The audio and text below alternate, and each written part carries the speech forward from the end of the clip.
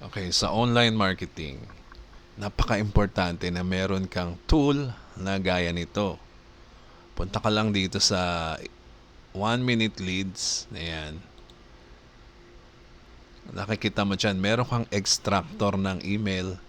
Tapos dito mag-extract yung mga emails. And then ready to send email na yan. Tignan mo ha. Una kong gagawin, mag-i-email search muna ako ha. Ito, i-click ko to.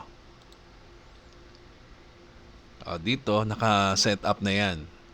Naka-set up, naka-program na to na actually mas mahaba ang hits nito sa search.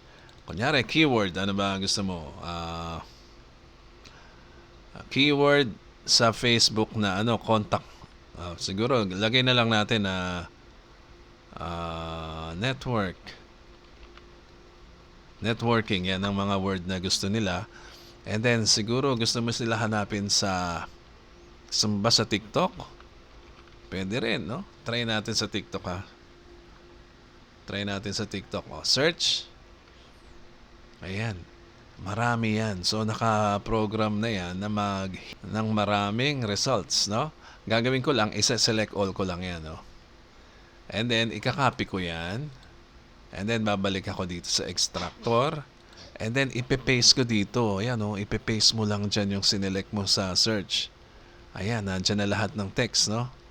Ngayon, pag in-extract ko yan, tingnan mo mangyari, andyan na lahat yung email ng networking email. Konti lang yan dahil isang page lang yung sinelect natin sa Google, di ba? Ngayon, anong gagawin ko susunod? I-click ko na yung send email. Tingnan mo ang mangyayari pag sinend email ko yan, ha?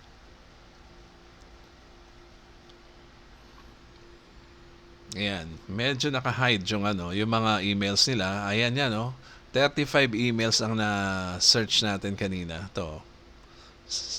Tandaan nyo, naka-BCC yan. Ibig sabihin, individually sila makaka-receive ng email mo.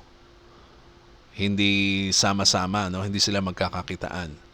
So, pag yan clinic ko, tingnan mo, ayun, lumabas, di ba?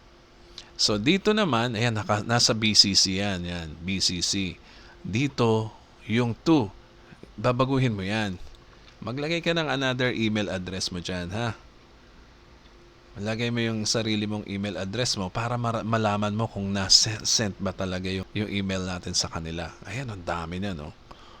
Meron na tayong ready-made na nakasulat dyan. Kayo na bahala magbago. Yung subject nyo or title, baguhin nyo yan. Nakita ko kayo sa TikTok, ganyan. Nakita ko kayo sa TikTok. And through we could connect. Bahala na kayo magawa niyan, ha?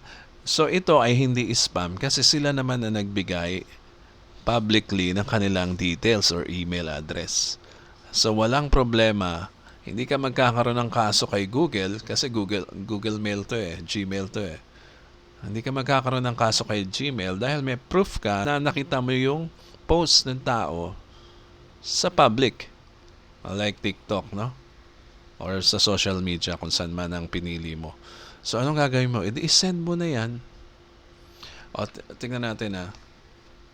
Okay, and then yung link. Anong link ang gusto mo? Kunyari, gusto mo i-send sa kanila yung link mo sa TLC.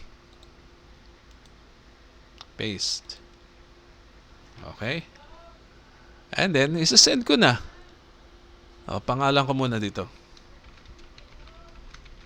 Ayan. HTTPS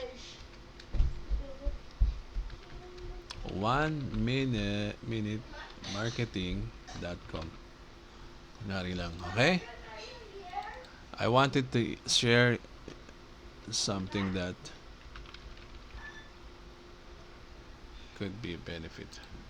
Ayan, ready na. Isa-send ko na yan. Tingnan mo kung ano mangyayari, ha? Ang bilis.